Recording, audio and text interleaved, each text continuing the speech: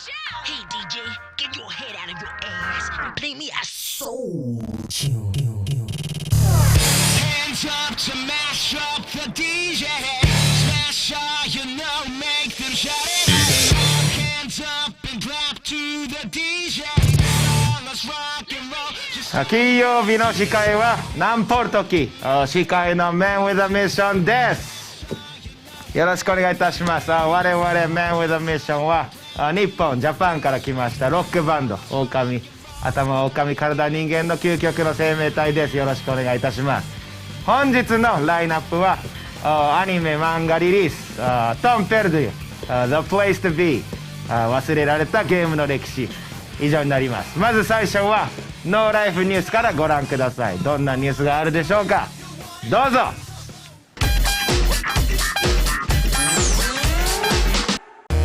Au moment où vous verrez cette news, la suite de l'excellent Beatrepreneur sera téléchargeable sur PC, Mac et Linux via Steam, mais aussi sur XBLA, Wii U et normalement sur PS3. Pour la version PS Vita, il faudrait attendre le 3 mai prochain, tandis que le jeu devrait voir le jour sur iOS cet été. Ces dates, comme c'est souvent le cas, peuvent encore changer et les infos au moment où nous écrivons cette news sont contradictoires. Il est ainsi possible que la version PSN glisse à début mai et que la version PS Vita ne sorte que cet été. En attendant sa critique dans 101%, on peut déjà vous dire que ce jeu de plateforme rythmique est passé à la 3D et proposera 8 personnages, des costumes délirants à débloquer, ainsi que 120 niveaux répartis dans 5 mondes différents. Le studio Gaijin Games a aussi précisé sur son site les différences mineures entre chaque version. La version Wii U permettra de jouer au choix sur sa télé ou sur l'écran du gamepad et bénéficiera des temps de chargement les plus courts. Sachant que la version la moins bien lotie à ce niveau sera la 360. Le studio envisage tout de même de remédier à ce problème via un futur update. La version PS3 sera techniquement moins aboutie, avec une profondeur de champ moindre. Quant aux versions Steam, le développeur précise que le pad est nettement recommandé, le jeu ayant été pensé pour la manette et non les touches du clavier. Fin mars, Cave sort l'objet ultime des fans de Danmaku. Il s'agit d'un coffret contenant 10 de leurs titres mythiques, dont évidemment Dodonpachi, Mushihime-sama et Death Smiles. Tous les DLC pour ces titres seront inclus dans le coffret, ainsi que plusieurs livrets et pas moins de 7 DVD de Superplay. Ceux-ci permettront aux plus acharnés de décrypter les meilleurs moyens de survivre à l'enfer des boulettes. Mais pour ce coffret renfermant une bonne partie de l'histoire de l'éditeur, il ne faudrait pas être frileux niveau budget. En effet, celui-ci a un prix, pas moins de 29 000 yens, soit entre 230 et 250 €. Évidemment, ce coffret ne sera disponible qu'au Japon, et pour corser le tout, une bonne partie de ces jeux était zonée à leur sortie. Il y a fort à parier que sans Xbox 360 japonaise, il sera difficile de profiter de ces titres. Mais quand on aime... Who the hell are you? La sortie se rapproche enfin pour Castlevania Lords of Shadow Mirror of Fate. Ce titre en 2,5D sur 3DS, toujours développé par le studio espagnol Mercury Steam, fera le lien entre les deux Lords of Shadow. Il sort le 8 mars et on vous donnera notre avis en détail durant une prochaine critique dans 101%. En attendant, le jeu s'illustre encore un peu, cette fois en s'intéressant au personnage de Simon Belmont. Il s'agit du fils de Trevor, le personnage que vous incarnez au début du jeu, et par conséquent du petit-fils de Gabriel, le protagoniste du premier Lords of Shadow. Les histoires de la famille Belmont semblent au cœur de cet épisode, et on pourra donc suivre bientôt leur prochaine péripétie sur 3DS. En attendant Lords of Shadow 2 dont on ne connaît toujours pas la date de sortie, probablement un peu plus tard dans l'année.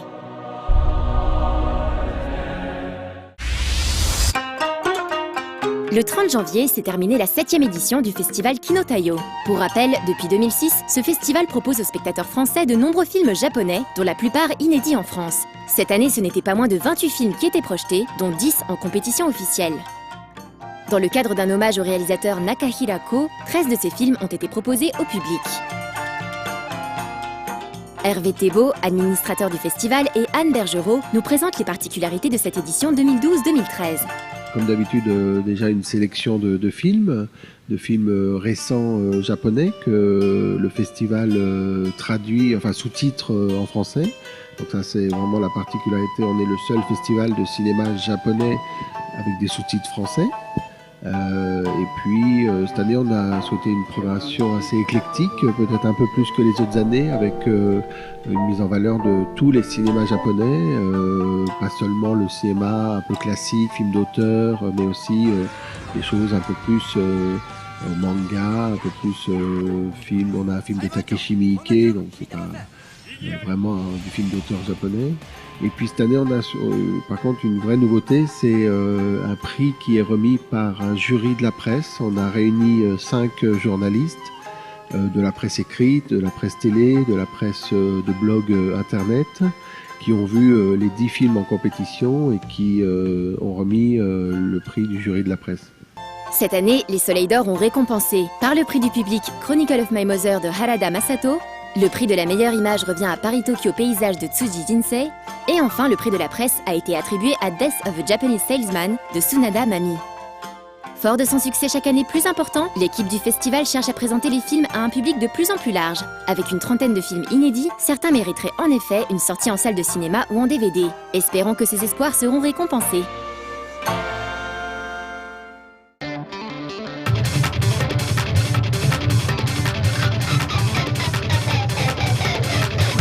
アニメ漫画リリースのコーナーです。漫画やアニメといえばそうですね、もちろんドラゴンボールね。 Yes、 この世はでっかい宝島、そうさ今こそアドベンチャー、掴もうてドラゴンボール。 Yes yes yes。 今週はストリートファイター2とバラカモンをご紹介いたします。どうぞ。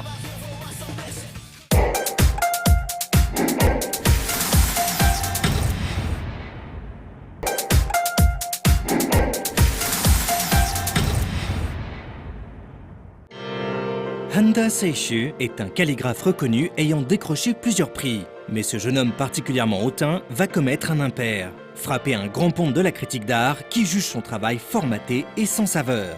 Envoyé en exil par son père sur une petite île, il va devoir réfléchir à ses actions.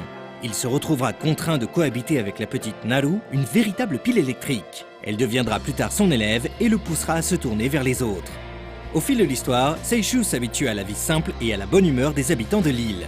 Dans ce troisième tome, on arrive cependant à un tournant un peu plus sérieux avec l'apparition du principal rival de notre héros, Kanzaki Kosuke. Balakamon est un de ces titres reposants dont on apprécie de retrouver les protagonistes à chaque nouveau tome. Cette première longue série de Yoshino Satsuki apporte ainsi un peu de légèreté dans le catalogue de l'éditeur français Kiun. Les personnages sont particulièrement attachants et le personnage de Naru, avec ses airs de baroudeuse qui n'a peur de rien, rappelle parfois celui de Yotsuba, l'héroïne du manga éponyme. Même si l'histoire se concentre sur Naru et Seishu, les différents villageois apportent également leur lot de péripéties loufoques. Le chara-design peut sembler simpliste de prime abord, mais s'avère soigné malgré des proportions parfois bancales. De manière générale, le style graphique participe grandement à l'ambiance légère et chaleureuse qui se dégage de ce titre. Balakamon est donc un manga qui ne manque vraiment pas de charme et qu'on ne peut s'empêcher de lire en souriant.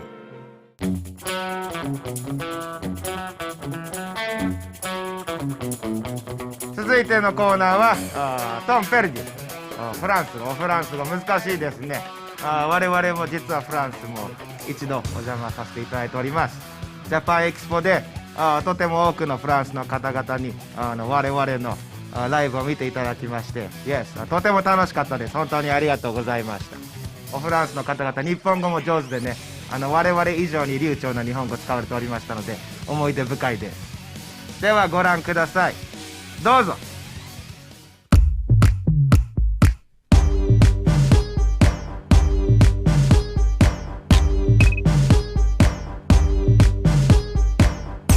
Bonjour, votre dépression nerveuse suite à trop plein de travail va vous coûter un bras, en plus du reste. Mais alors que faire durant vos heures supplémentaires? Bienvenue au temps perdu! Aujourd'hui, si Internet est devenu le bouffetant préféré des jeunes et des vieux, il existe encore des super vieux qui regardent la télé. Oui, comme vous là, maintenant, tout de suite. Et la télé, quoi qu'en disent certains, n'est pas encore morte. Elle se rebelle encore et encore et tente inlassablement de nous fourrer le ciboulot à la sauce caca-coula qui fait pchit entre nos deux oreilles tout en faisant fondre celui de nos chères têtes couleur de flanc périmé à grands coups de chansonnettes dérisoires entonnées par des brailleurs de karaoké mégalo confondant talent et autotune. Bref, cette télé-là n'a pas fini de nous pourrir la vie et c'est ainsi qu'est née dans le cerveau apparemment bien conservé de développeurs inspirés l'idée de Cathode Robots. Dans le futur, les écrans plus vraiment cathodiques déclarent la guerre à l'humanité. Et là, vous, joueurs, pouvez préférer incarner les 10 écrans ou ce qu'il reste des petits humains. Télé, vous pourrez exprimer toute votre cruauté naturelle en construisant des niveaux façon shoot et plateforme pour mettre au défi les autres internautes. Humain, vous essaierez quant à vous de survivre dans ces mêmes niveaux à coups de laser et d'autres trucs qui font boum. La télé est là, vous dis-je, et elle n'a pas fini de nous pourrir la vie.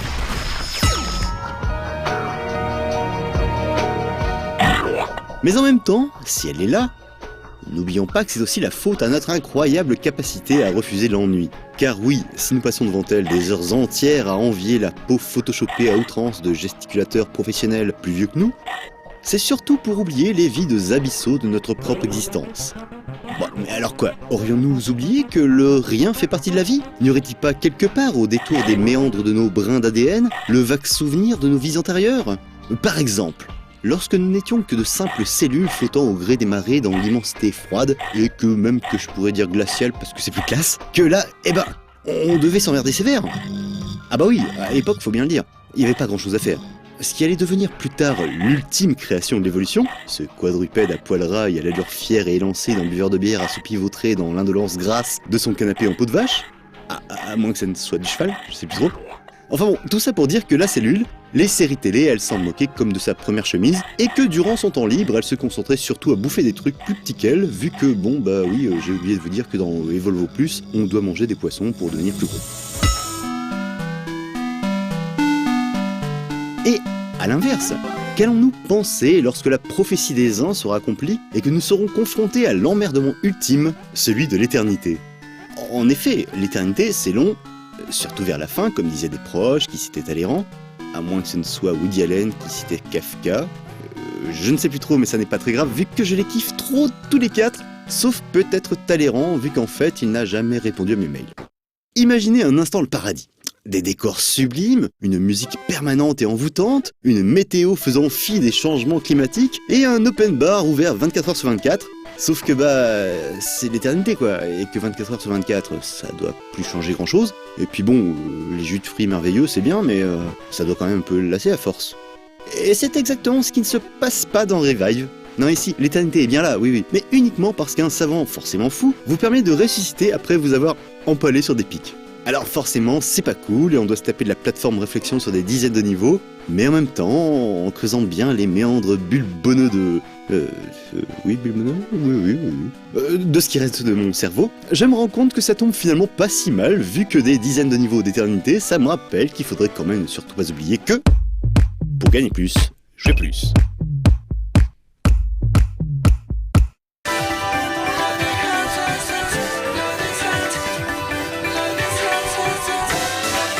Oh, 人間の皆様、楽しく番組を見てくれてますでしょうか。我々のね、ここフランスの予定は、明日にはマルセイユで、そして明後日にはパリでライブを行わせていただきます。Yes。皆様ぜひこぞって狼たちを応援しに来てください。遊びに来てください。よろしくお願いいたします。しあさってのライブが終わった後はパリで遊び倒します。次のコーナーは、The Place to Be です。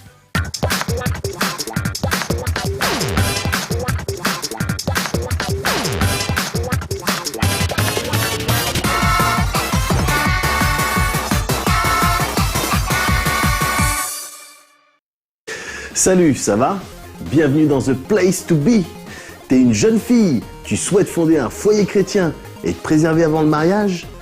Évite de manger des raviolis ou des lasagnes en ce moment, tu sais ce qu'on dit sur l'équitation.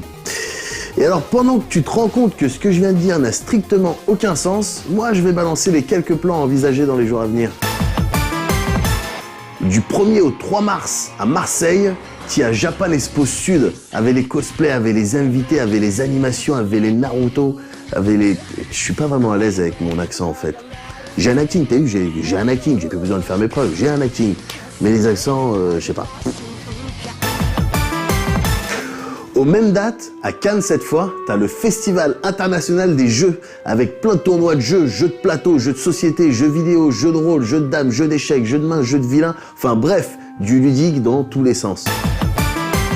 Le 2 et le 3 mars prochain enfin, t'as le Monaco Anime Game Show, organisé par l'équipe du Toulouse Game Show. Donc très clairement, on assiste là à un battle entre cet event et Japan Expo Sud qui se déroule à peu près aux mêmes dates. Nous, on sera présents aux deux. Vous, je vous invite à jeter un œil aux différents programmes et à la liste des invités pour faire votre choix.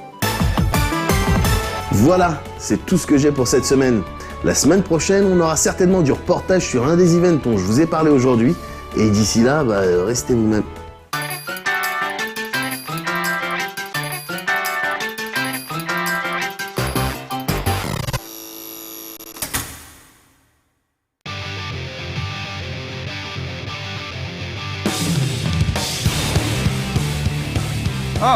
ビデオゲームといえば私たちのメンバーの中ではスペアリブが一番詳しいですね。 Yes、カプコムから狼というゲームが出てたそうです。 Yeah、 面白かったんでしょ。 Yeah、 good good、 セボンセボン。それでは本日の忘れられたゲームの歴史ご覧ください。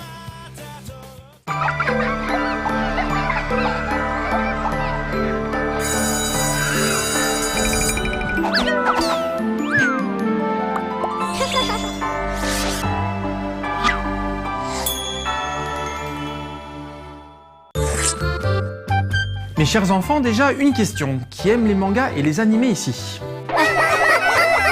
Ça ne m'étonne qu'à moitié puisque vous avez déjà tout dans vos ludothèques de nombreuses adaptations de mangas et de dessins animés. D'ailleurs, pouvez-vous m'en citer quelques-unes? Dragon Ball, oui. One Piece, bien sûr. Saint Seiya, très bien. Enfin, très bien, faut le dire vite. Encore un? Les vacances de Jésus et Bouddha. Non iPhone, désolé, mais là t'as dû voir la Vierge.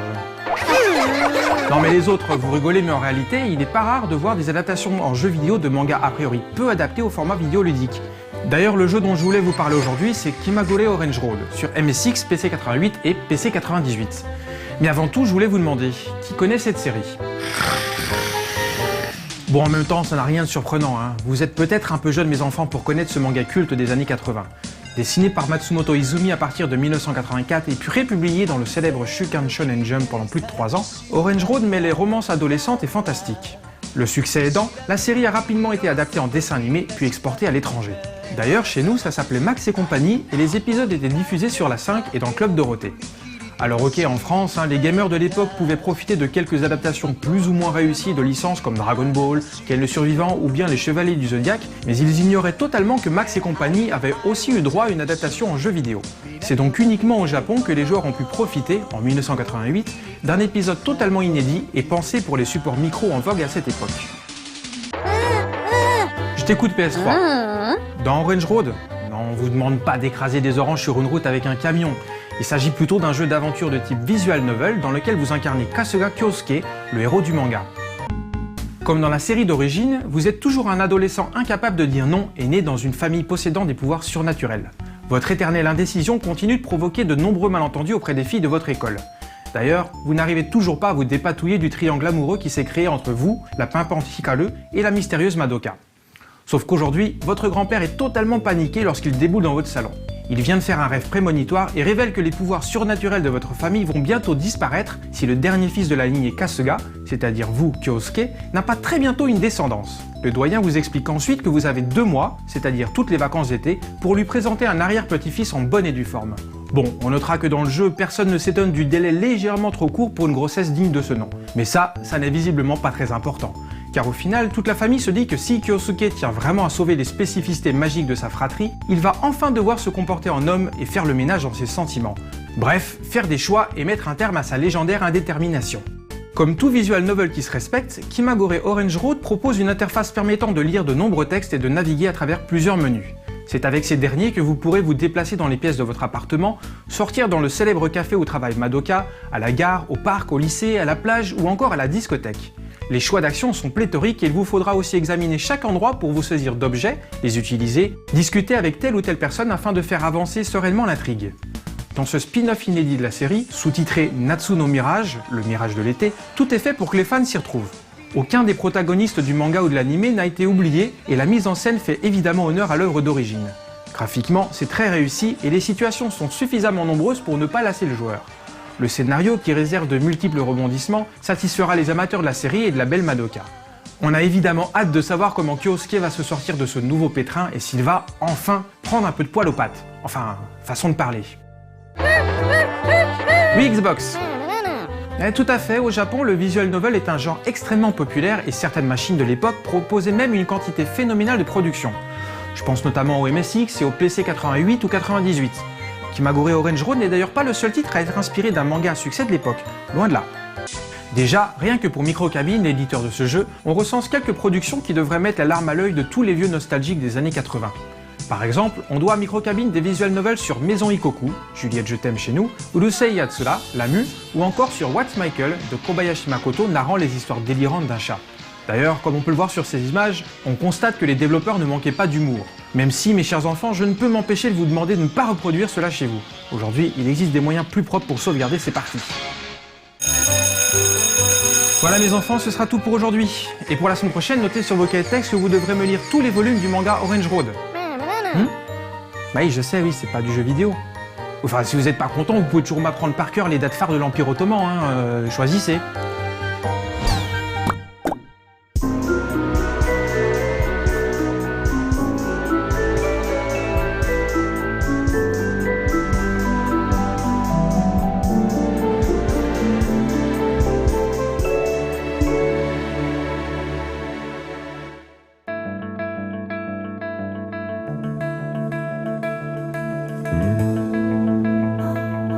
大変残念ながらお別れの時間になってしまいました。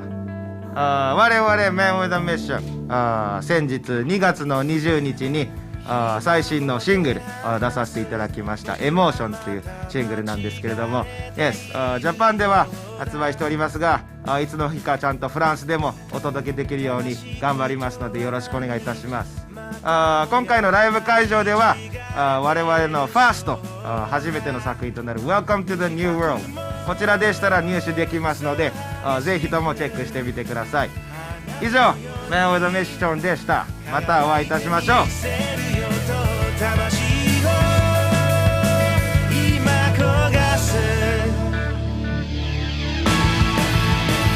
ありのまんま